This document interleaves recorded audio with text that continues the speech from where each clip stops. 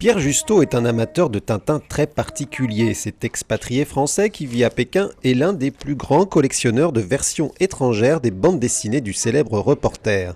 L'un des albums qui l'a le plus marqué est d'ailleurs le Lotus Bleu qui se déroule dans le Shanghai des années 30. De par le monde, on compte à peu près de l'ordre de 80 éditions en langue étrangère en comptant des langues et des dialectes.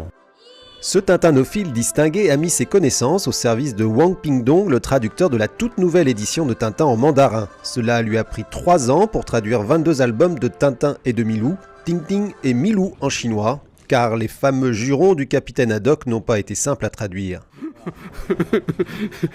1000 sabots,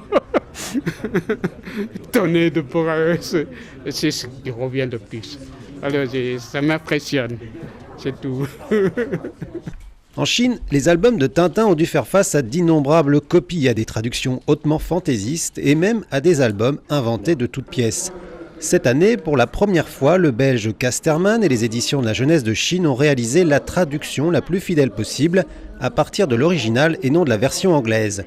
Alors que les ventes se maintiennent à 1 million d'exemplaires par an dans le monde entier, le marché chinois offre un potentiel de croissance intéressant. C'est un marché important, mais c'est aussi une amitié.